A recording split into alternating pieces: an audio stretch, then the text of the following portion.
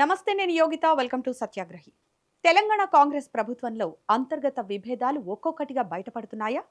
ముఖ్యమంత్రి రేవంత్ రెడ్డి సొంత జిల్లా అయిన ఉమ్మడి మహబూబ్ నగర్, ప్రస్తుత వికారాబాద్ జిల్లాలో అధికార కేంద్రం ఎవరి చేతుల్లో ఉంది? ప్రజలు ఓట్లేసి గెలిపించిన ఎమ్మెల్యేలు ఒకవైపు, కనీసం సర్పంచ్గా కూడా గెలవని ఒక వ్యక్తి మరోవైపు. ఇప్పుడు ఇదే అంశం వికారాబాద్ జిల్లా కాంగ్రెస్లో ఒక పెద్ద పొలిటికల్ వార్కి దారితీసింది. సాక్షాత్తు రాష్ట్ర అసెంబ్లీ స్పీకర్ గడ్డం ప్రసాద్ కుమార్ ముఖ్యమంత్రి సోదరుడిపై నేరుగా సీఎంకే ఫిర్యాదు చేశారా? జోక్యం చేసుకోవద్దని స్వయంగా రేవంత్ రెడ్డి చెప్పినా ఆ బ్రదర్ వినడం లేదా? అందుకే ఇప్పుడు తన సొంత సోదరుణ్ణి పరోక్షంగా దెబ్బ కొట్టేందుకు సీఎం రేవంత్ రెడ్డి సరికొత్త పావులు కదుపుతున్నారా? అసలు వికారాబాద్ జిల్లాలో ఏం జరుగుతోంది? నేనే రాజు నేనే మంత్రి అనే రేంజ్లో సాగుతున్న ఆ బ్రదర్ పెత్తనం కథేంటి?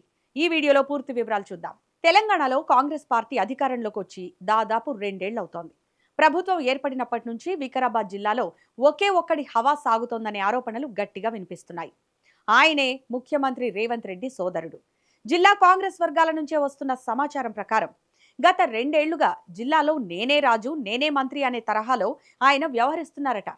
జిల్లా అంతటా తాను చెప్పిందే వేదం, తాను గీసిందే గీత అనేలా పాలన నడిపిస్తున్నారనే చర్చ నడుస్తోంది. ముఖ్యంగా కొడంగల్ నియోజకవర్గంతో పాటు వికారాబాద్, తాండూర్, పరిగి ఇలా 4 నియోజకవర్గాల్లో ఈ బ్రదర్ హవా నడుస్తోందని స్థానిక నేతలే బాహాటంగా చెప్పుకుంటున్నారు. జిల్లాలో జరిగే ప్రతి చిన్న పని నుంచి పెద్ద పెద్ద సెటిల్మెంట్ల వరకు అన్నింటి వెనక ఈ సోదరుడి హస్తం ఉందనే ఆరోపణలు వెల్లువెత్తుతున్నాయి. అసలు ఈ 4 నియోజకవర్గాల్లో ఏం జరుగుతోంది? స్థానికంగా వినిపిస్తున్న కథనాల ప్రకారం భూ వివాదాలు, ల్యాండ్ సెటిల్మెంట్లు, వివిధ శాఖల్లో కాంట్రాక్టులు, పైరవీలు అన్నీ ముఖ్యమంత్రి సోదరుడి కనుసన్నల్లోనే సాగుతున్నాయట. అంతెందుకు, జిల్లాలో ఏ స్థాయి అధికారికి ఏ పోస్టింగ్ ఇవ్వాలనేది కూడా ఆయనే డిసైడ్ చేస్తున్నారట. చివరికి జిల్లా కలెక్టర్ సైతం ఆయన అనుమతి లేనిదే, ఆయన గ్రీన్ సిగ్నల్ ఇవ్వనిదే ఎలాంటి కీలక నిర్ణయాలు తీసుకోలేనంతగా జిల్లాపై పెత్తనం చెలాయిస్తున్నారనే ప్రచారం జోరుగా సాగుతోంది. దీనివల్ల స్థానికంగా ఉన్న ఎమ్మెల్యేల పరిస్థితి ఏంటి? ప్రజలు తమను నమ్మి వేలాది ఓట్ల మెజారిటీతో ఎమ్మెల్యేలుగా గెలిపిస్తే తమ ప్రమేయం లేకుండానే పనులు జరిగిపోతుండటంతో తాము కేవలం నామమాత్రపు ఎమ్మెల్యేలుగానే మిగిలిపోయామని తమ సన్నిహితుల వద్ద ఎమ్మెల్యేలు గోడు వెళ్లబోసుకుంటున్నారట. పరిస్థితి ఇలాగే సాగుతుండగా వికారాబాద్ నియోజకవర్గంలో ఈ పెత్తనం కాస్త హద్దులు దాటినట్టు సమాచారం. వికారాబాద్ స్థానిక ఎమ్మెల్యే, ప్రస్తుత తెలంగాణ అసెంబ్లీ స్పీకర్ గడ్డం ప్రసాద్ కుమార్ నియోజకవర్గంలో కూడా సీఎం బ్రదర్ జోక్యం విపరీతంగా పెరిగిపోయిందట. స్పీకర్ పదవిలో ఉన్న ఒక సీనియర్ నాయకుడి నియోజకవర్గంలోనే ప్రోటోకాల్ను పక్కనబెట్టి అధికారులను శాసించడం గడ్డం ప్రసాద్ కుమార్కు తీవ్ర అసహనాన్ని తెప్పించినట్టు తెలుస్తోంది.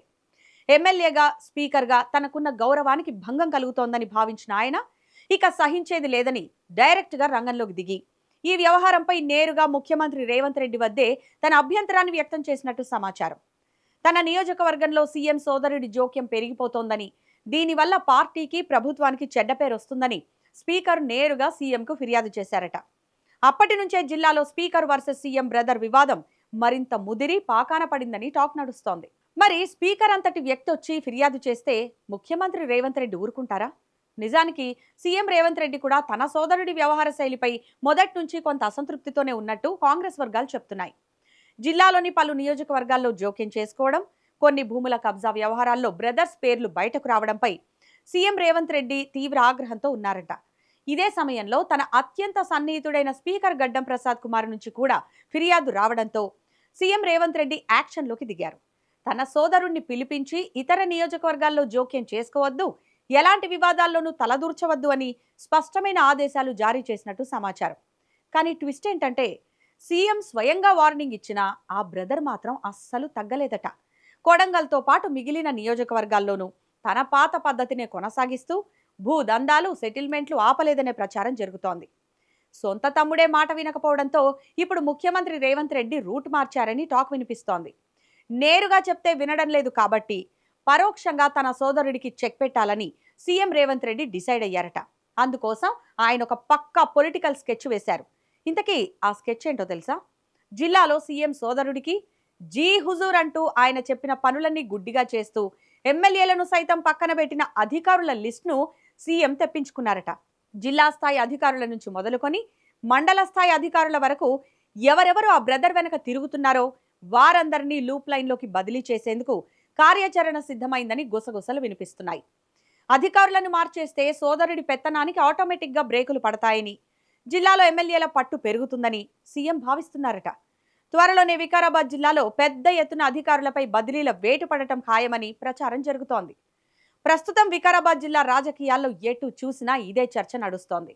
కాంగ్రెస్ వర్గాలు కూడా ఇది నిజమే అని అంతర్గతంగా ఒప్పుకుంటున్నాయి. మరి సొంత సోదరుడి పెత్తనాన్ని తగ్గించేందుకు సీఎం రేవంత్ రెడ్డి ఎలాంటి కఠిన నిర్ణయాలు తీసుకుంటారు? స్పీకర్ గడ్డం Prasad Kumar versus CM brother వివాదం ముందు ముందు ఎలాంటి మలుపులు తిరుగుతుందో చూడాలి. ఇక మీ అభిప్రాయం ఏంటో ఈ వీడియో కింద కామెంట్ సెక్షన్లో మాకు తప్పకుండా తెలియజేయండి. అలాగే ఈ వీడియో నచ్చితే లైక్ చేయండి, షేర్ చేయండి. ఇలాంటి మరిన్ని పొలిటికల్ అనాలిసిస్ కోసం మా ఛానల్ ఇప్పుడే సబ్స్క్రైబ్ చేసుకోండి. Thanks for watching.